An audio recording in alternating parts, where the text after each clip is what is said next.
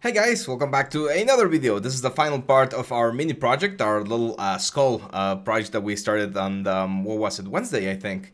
So four little sessions, but yeah, we're here. It's really late over here, and I'm gonna be gone for the weekend, so I'm actually recording this on Friday. So all of the recordings are going to be pre-recorded. However, don't worry, I always read your comments, so I will make sure to address those when I'm back on Monday. So yeah, this is what we have right now, and I have a little light setup here to see a little bit more of the character. So we're gonna do a very simple rig, and I want to show you guys how to create something interesting from a very simple prop. So if you were able to sculpt this, if you were able to retopologize it, UV it, texture it, now you're gonna be able to animate it and even get it into a game if that's what you want to do. So it's very simple. I'm gonna go to the right view, and I'm gonna start creating a couple of bones. So I'm gonna go rigging. I'm gonna create a bone, and let's start with a very basic bone down here. That's gonna be my base bone. Now, here's where scale actually comes into play, and it would be a good idea to make sure that all of our units or everything are in the proper settings. So display, grid, save settings, apply. There we go. Okay, so how do you know if the grid is correct? If you create a cube, that's a 1 centimeter cube, so this guy's super small. Let's make it a little bit bigger, so roughly about that size, I think. Let's go to the right view. Yeah, that's a little bit better. Maybe a little bit more. There we go. So now we're gonna start creating our rig. And anytime I'm starting a rig, I like to plan, like, what is this guy gonna be able to do, right? Like that's the main questions that we need to ask ourselves as riggers. Is what do we want this animation to, or what do we want this thing to do? If it's just like floating up and down, then just a single bone and the root bone, and that's it. Like, you don't really need anything else. However, I do want to give this thing a little bit more like life. Okay, so let me grab this guy right here. So what we're gonna do is we're gonna have our root bone, and the root bone, especially for games, is really important because it tells the object where it's like starting, where it's spawning, and then all of the animations like fit together so that they move the root bone every time they need, and just like move the character around. After that, we're gonna have a main bone right here, which is gonna be our translation bone. Okay, so this bone will only be used to translate the object. Got it? So we're only gonna use that main bone to translate. Then we're gonna add one more bone exactly on the same place. Okay, it's gonna be exactly on top, but it's gonna be a different bone, and that's gonna be my rotation bone. Now you might be wondering, why are we not having like both bones in, or both like things, translation and rotation, in the same bone? Well, picture this. Imagine I want to do like the skull going up and down, and at the same time, while it goes up and down, I want it to like rotate very creepily in 360 degrees, like on the z-axis. If both of those elements are in the same bone, what's gonna happen is when I rotate this, it's no longer gonna be going up and down like this. It's gonna start going up and down like this, right? So we need to add another layer, like another controller, so that one thing, in this case the movement, moves everything, and while everything is moving, we're gonna have the rotation and anything else that we wanna have, okay? Other than that, I'm gonna add two more bones on the front side of the face for expression. So we're gonna have like one bone right here, one bone on the other side, one bone here on the sigmatic, and one bone here. So as you can see, it's a little bit of it's a good amount of bones, but it should be fairly easy to follow. Now, if rigging is something you want to get more into, we do have our rigging course down in the description. So in there, I go like super in depth about all of the things about rigging, and hopefully you guys can learn a lot from that one as well. But in this case, I'm gonna keep it super simple. So I'm just gonna start with a bone right here, and that joint, or that bone, let's zero it out. It's gonna be our root joint. So that's the root. Then I'm gonna duplicate this and bring it all the way to the top. Let's turn on this thing, which is X-rays. There we go. And this one, we're gonna call it translate, or let's call it skull, or just S for skull, underscore translate. And then we duplicate that guy, and this one is going to be called skull, or just S, underscore rotate. So the rotation is going to be parented with the P key to the S translate. Let me turn this on. And then the translation is going to be parented to the root bone, like that. So wherever the root bone, everything else goes. Wherever the translation goes, again, everything else goes. And of course, the rotation is right there. It's in the exact same place because it's parent. Now for the front bones, it's going to be super simple. So I'm just going to create a one bone again over here. Right now, for those of you who have seen the rigging course, I'm not worrying about local rotation axes or anything. I'm just going to keep it really, really simple so that anyone can follow along and do it as well. So this one's going to be right there. And then we're going to duplicate. And we're going to have another one like over here. There we go. And then we're going to have another one down here. And finally, one right here. There we go.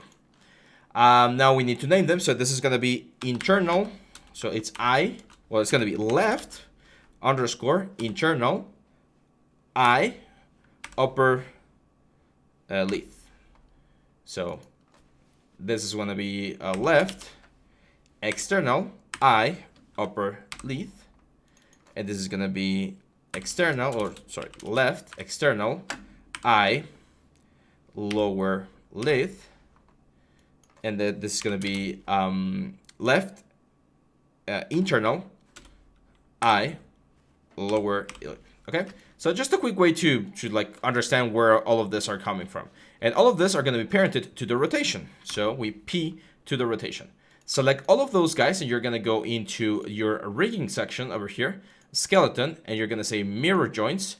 We're going to go YC, so from left to right, and we're going to look for the L key or L flag and replace it with the R. Hit apply. Okay, I think we need to do one at a time. There we go. So that's the first one. That's the second one, third one, and fourth one. And there we go. We have those four little bones on top of our object. Now it's time to do the skinning process, right? And again, here things can get a little bit confusing, but I'm gonna try to keep it as simple as possible. And the only thing I need to ask myself is, which bone is gonna be moving the things, right?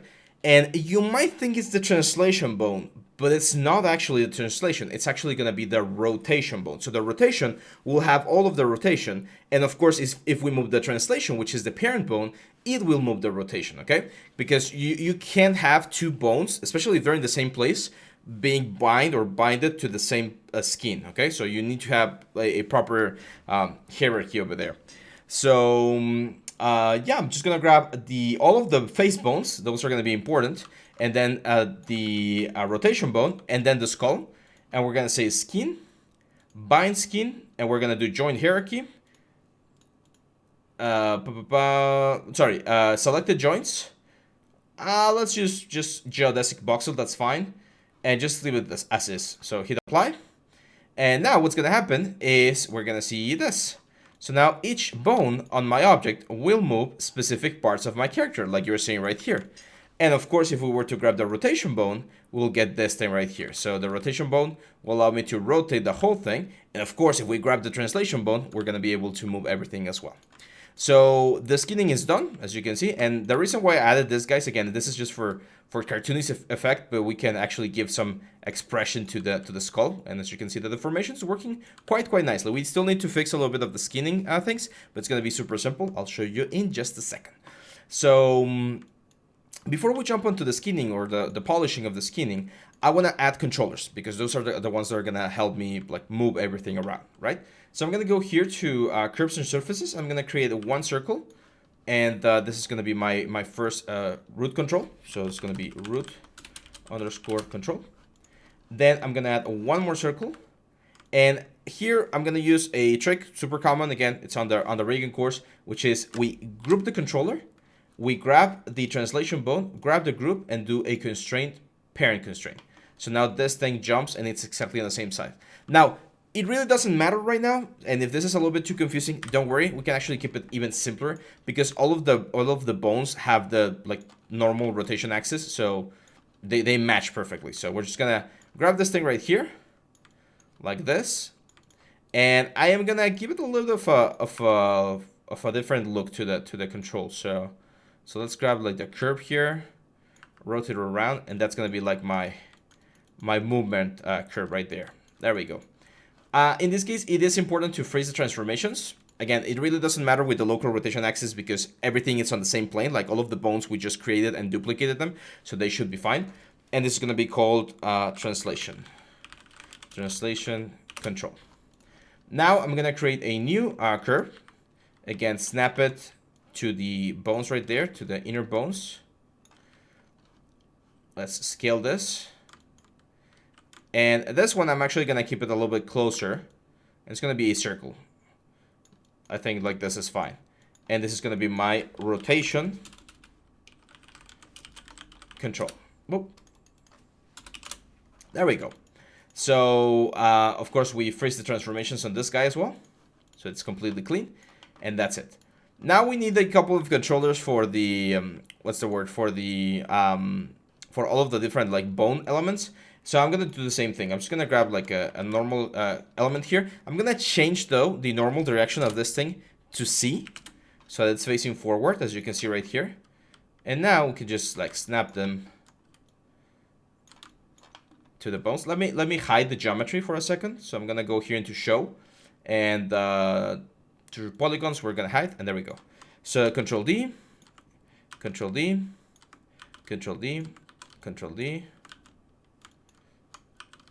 Control D, Control D. Or actually, for this ones, for the other side, we need to do something special. So yeah, there we go. Now let's show the polygons again.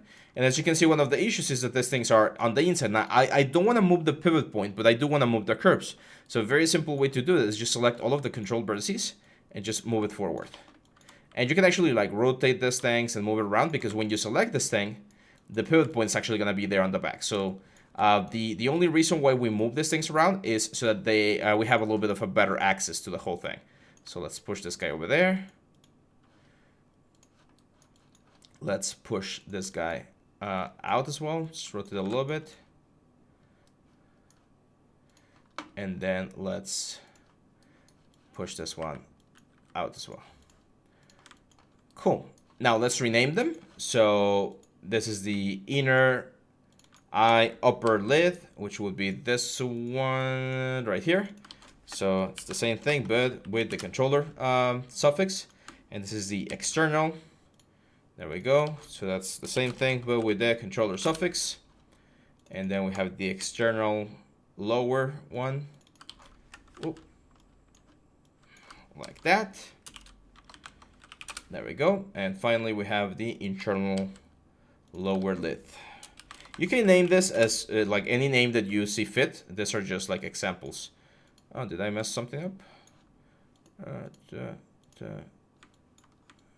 Oh, it seems like I duplicated something. That's fine. There we go. So now I'm going to grab all of these guys. I'm going to Control G to group them. And then I'm going to duplicate the group and say -1 to the other side. Okay? And we're actually going to keep these groups. These groups are going to be important because we want to keep this like negative transformation. Now, all of these guys right here, we can freeze the transformations. Same for this ones right here. And the reason why we do that is because now we can grab like this guy right here and this guy right here. And if we move them on object mode, they're mirrored. Okay? So that's why we do this like negative group thing. And these are going to be called like right eye control. And this is going to be called left eye control group. I know the rigging is not as exciting as all of the other things, but it's super important. It's a super important skill, and if you're going to be a modeler, I do think it's a really nice skill to have. It's usually not necessary, like you usually don't rig the characters that you model, but if you know how to rig, you know how to make good characters, and that really improves your overall skill as a whole. Oh, I hate when this happens. I lose all my tools. There we go. So now we need to connect the curves to their respective like chains. So these two groups will be parented to the rotation curve, and then the rotation curve will be parented to the translation curve, and then the translation curve will be parented to the scale or the root curve. Now all of these scales, we can actually freeze them as well. So just grab these guys, freeze, and only the scale. There we go. So if you see that there's like anything that has some sort of like value, it's good. It's a good idea to scale them normally. Now we need to connect the curves to the bones, and after that we're gonna be able to do our animation. So super simple. The root bone. So we grab the curve, we grab the root bone, and we're gonna go to constraint, and we're gonna do a parent constraint. So wherever this guy goes, the thing is gonna follow as a main thing. And then from this guy, we're gonna go to the translation joint, and we're only gonna do a constraint point. So that the only, as you can see here on the translation joint, only the translation is connected. So now we can move this thing around, and wherever we move this curve, the skull will follow. We're gonna grab this curve as well, and I'm actually gonna grab all of these channels. I'm gonna click right click and say lock and hide selected. That way, when I animate, I'm only gonna be animating these guys right here. This one is going to be a constraint to the rotation, and we're going to do a constraint, and it's going to be an orient constraint because we only want to inherit the rotation of the curve. So wherever we rotate, everything is going to rotate. And same thing, we grab everything here, right click, and lock and hide selected. That way, when we animate, we're only animating the rotation of the object. Keeps it clean, keeps it nice and controlled. And finally, all of these guys are going to be parent constraints. So let me, again, turn off the polygons. And it's just going to be 1, 2, constraint, point constraint. 1, 2, constraint, point constraint. 1, 2, constraint, point constraint. 1, 2, constraint, point constraint. And we keep going. Because we're only going to be moving these curves around to generate any sort of like change on this guy. So curve, bone, constraint, point constraint, curve, bone, constraint, point constraint. There we go. So now, if we take a look at this, if we grab any curve right here and we move it, you're gonna see that part of the skull is following as well. So we get this very, very nice effect on the overall thing, right? So yeah, that's it. That's pretty much it. That's all we need to do for the controllers. We can actually go into show and hide the joints so that we only see the curve controllers. And this is our rig. Our skull rig is ready. So let's Control S to save this. And now, well, one thing that I did forget to do was to clean this curves right here. So on this curves, we're gonna select everything but the translates, and we're gonna lock and hide selected. And there we go. So yeah, now we can start animating, which is gonna be fun. So we're gonna do a very basic animation because again, I just want this like mini project to be a very simple introduction to a little bit of everything inside of the production pipeline. And again, hopefully if you guys liked it and you haven't gotten any of our courses, then just check the link below. You might find something interesting for you so that you can keep growing as an artist as well. Let's fix the skinning though before we jump there. Super easy way, just skin. We're gonna go into paint skin weights, double click this guy. I'm gonna go to the rotation and I'm gonna turn on use color ramp. And here I'm gonna see how the values are affecting. So as you can see, my rotation is grabbing most of the values, but especially like down here, it's not really grabbing them. And that's why some of the eye like controllers move like the teeth and stuff. So I'm gonna go into add mode. I'm gonna change the value to something like 0.2. I'm gonna go down here to the stroke and change the radius. Probably not as much, let's make it a little bit smaller. And I'm gonna paint all of this lower section so that only the rotation bone moves all of these things. So if you want to make sure that something is not moved by the face controllers, paint it white. All the way to white. So like most of this like top areas and stuff, like all of these areas should be quite white. Right? Because I don't want the eyes to be moving anything over here. Now if you want to soften this up a little bit, it's again fairly easy to do. You can just go here to smooth. And if we smooth things out, the values are going to be smoothed, and you're not going to see such a hard transition once we animate like the face. So now, if we grab like one of these guys, as you can see, it only moves like parts of the bone, which I know the bone does not move, but in this case, we can create something interesting. So let's create an idle animation. That's going to be our project for right now. We're going to do an idle animation, and we want the skull to be just like floating around, like rotating a little bit, maybe like in a crazy way. And maybe like opening and closing the eyes, right? Like a little bit of expression. So I'm gonna go to frame 1. This is gonna be like 120 frames cycle. So it's like 5-second cycle. And let's start with the character right here. So when I animate, I usually like to animate by layers. So this rig that we just created, if you're following along, then congratulations, you just created your first rig. Then it's just S on the first frame. and S on the last frame, because whenever we start, we are supposed to be ending on the same place to create a cycle. And then on the middle frame, I'm just gonna move this thing up. There we go. Now we can actually play this, and you're gonna see this thing going up and down. Now, here's where the fun begins, which, by the way, I know that I've been doing a lot of advertisement on this series, but it's a little bit of all of the things that I've recorded for Nexttut, all of our premium courses. So hopefully you guys have checked some of those out. So I'm going to go to the Animation tab now. And if I go into Windows, Animation Editors, Graph Editor, you're going to see that this translation, this is how the animation is happening. So as you can see, it starts slow, it speeds up, and then it falls down. It's very boring. It's a very boring animation. I would like this to be like a little bit different. Maybe we go like up real quick and then we slowly fall down, and we go up real quick and then we slowly fall down. Like that would be a little bit more interesting. So I'm gonna grab this little like handle right here, and I'm just gonna push this up like this.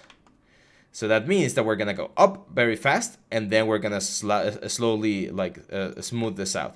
And we can even change this like this, like a kind of like a seesaw. So that we like go really, really high up, and then we just smooth this down. So now see the difference that we have in the animation. We go boom, and then again boom, like a little jump, right? I think it might be a little bit too much. So let's make it a little bit less intense. So let's bring this down a little bit like this. And maybe we want the jump to last a little bit longer, and then the fall to be a little bit faster. So we can move this like frame around. As long as the beginning and the end of the animation is the same, we should be fine. So we get this. So we go up, and then we fall down. And there we go. Very simple animation, but it's looking good. Now let's add layers to the whole thing. Let's add more information. So we're gonna go to this rotation one. We're gonna go frame 1. And maybe what I want this guy to do, we know that's going to go back to the same place, right? But maybe what I want this thing to do is by frame 60, I would like to do like a front flip like this. So while this thing is going up, it'll do a front flip. It will kind of like settle down, and then it will come back. Or maybe I don't want this thing to come back, or I want it to come back in a different way, right? Because right now it's coming back in this sort of like same like front flip kind of way. But if I were to grab this guy right here and just copy this frame and go here and say, you know what, the final frame is going to be 360, since it's the same information here on the rotation, it's actually just going to rotate and stay there and just fall back. So pretty interesting, right? What we could do here is we could go here, for instance, to frame 90, give it a little bit of like up on the rotation, and that way we go up. And there we go. So we have this interesting effect. Now let's add a little bit more twist to it. So maybe we're gonna have something like here. So we kind of like go into like a crazy tumble, and then over here, let's like change the tumble to this side, and it kind of like stabilizes back, and it starts again with the spin. So now we're gonna have this like backflip. It stabilizes and then it goes back. Backflip, stabilizes, and goes back. So that looks a little bit better. That looks interesting. It's not looking as smooth though. I think the acceleration still on the main one was a little bit too harsh. So let's bring this one back a little bit. So this is more like a slow in and slow out effect. So we got the slow in. There we go. There we go. I like that. I like that. That looks interesting. And now let's add the expression, the facial expression. So again, we grab all of the, in this case, we're gonna grab all of the elements right here. There we go. S on the first frame, S on the second frame, and maybe on frame not 60, but like in 80, when it's like stabilizing, let's move them up, and let's move some of them like around, kind of like a surprised expression, right? There we go. So now what's going to happen is, as it's moving, the expression is going to be changing a little bit until we get to this point. Like maybe in this point, the face is like even like angrier, right? So we just push all of this controllers to create an angry face. So we start on the basic shape, and then it kind of goes or becomes angry, like, well, it's like spinning around, and it just like goes here, and it falls up and down, and there we go. Now, frame 1 and frame 120 should be the same frame, which means we don't need to see it. We can actually go one frame before that one so that the cycle, like, it doesn't stop, it just flows nicely, right? So now if we take a look, this is what we have. You can see the little expression there on the eyes, how it opens them up. Now let's really exaggerate. I think we can really exaggerate the eyes. It might break the rig a little bit, but I think for dynamic purposes, it might be a good idea. So let's like really push the rig here. There we go. I'm exaggerating just so it's a little bit more obvious that there's a little bit of a facial expression, right? And there we go. So yeah, I mean, that's pretty much it, guys. We're now at the end of this little tutorial, of this little mini series, and as you can see, 3D can be quite entertaining, and I wouldn't say it's easy, because it's not easy. It definitely takes time and study and practice, right? But it's something that's achievable. Whenever you see an animated character in a video game, in a movie, in a commercial, and you think, man, I would like to do that, you can. Like we just did. In 4 days, we were able, like about 2 hours of work, we were able to sculpt, paint, UV, and create this very nice little animation. So of course we have all of the courses where we go more in depth about the whole process, but I just want you guys to like remove that fear, that like inner blockade on your mind, like I will never be able to animate, I will never be able to rig. Yes, you can rig, yes, you can animate, you can texture, you can do as many things as you want, as long as you put in the effort, the time, and everything that you need to do. I'm gonna press Alt 2 right here Alt 1 to turn off the controllers. And there we go. Now imagine we're in the game and we have this guy right here. This is what we would expect to see, right? Like imagine you're just like on a side scroller and there's this enemy like on the back there, and it's just like spinning around. This is what you would expect to see, right? Like you would see it and then shoot an arrow or something and just go for it.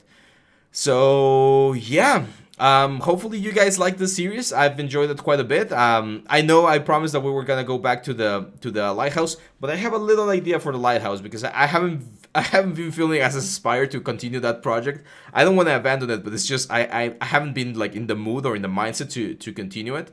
But I have an idea that might work by the end of this month. So yeah, hang on tight, guys, and I'll see you back tomorrow. We're gonna continue with more 3D, more news, more techniques, and let me know what you think about our crazy friend right here. Did you like it? Are you gonna try it? Maybe some of you can try them, and we're gonna have our portfolio review next week. So yeah, just hang on tight, and I'll see you back on the next one. Make sure to like, share, subscribe, and have a good weekend. Bye bye.